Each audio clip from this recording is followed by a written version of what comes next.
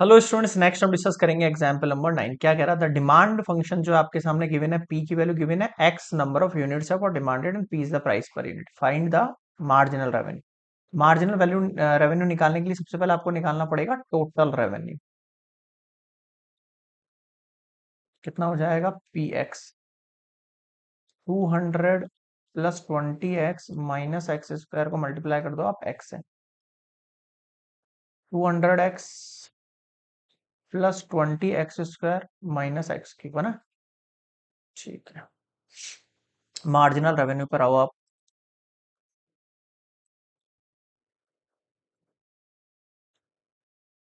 कैसे निकालते हैं? डिफ्रेंशिएशन कर दो आप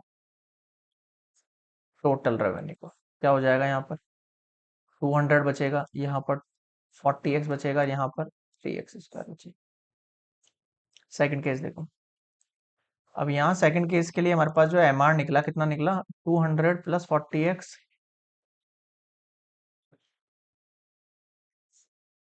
200 plus 40x minus 3x square है ना।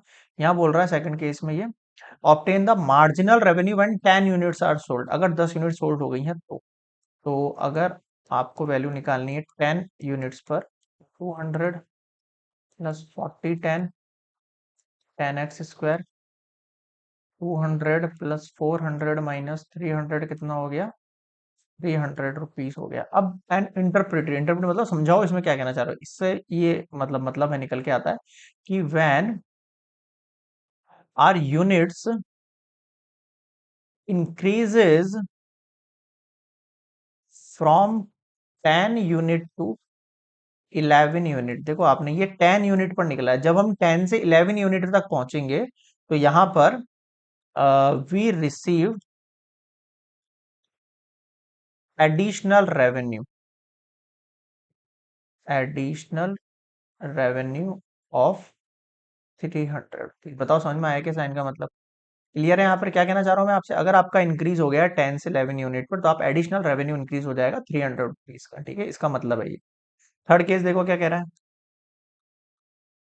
थर्ड केस कह रहा है आप R11 निकालो, उसको R10 से माइनस करो। R मतलब टोटल रेवेन्यू में अगर आपकी जो यूनिट है वो मतलब कितनी यूनिट सेल हो रही है? 11 यूनिट सेल हो रही है, तो इस वाली कंडीशन के अंदर मैं लिख देता हूँ यहाँ पर RX कितना है? 200x और एक सेकेंड, ये है आपके पास 20x स्क्वायर और ये है आपके पास एक्स क्यूब। ठीक है, अब आपको बोल रहा है कि इस वाली कंडीशन में अगर आपके पास एक्स की यूनिट अगर एक बार 11 है और एक बार 10 है तो उनका कितना कैलकुलेशन रहेगा? निकालो पहले। 200 मल्टीप्लाई 11 प्लस 20 मल्टीप्लाई 11 का स्क्वायर माइनस 11 का क्यूब। इस बार 10 रखो, 200 मल्टीप्लाई 10 प्लस 20 मल्टीप्लाई 10 का स्क्वायर माइनस 10 का क्यूब। सॉल्व करो उसको। 2 से करेंगे 11 को 22, फिर डबल जीरो, माइनस 11 से करेंगे तो 121 और उसको 2 से करो, 2 वन जा 2 टू जा 4, 2 वन जा 0, फिर 1331 होता है इसका क्यूब।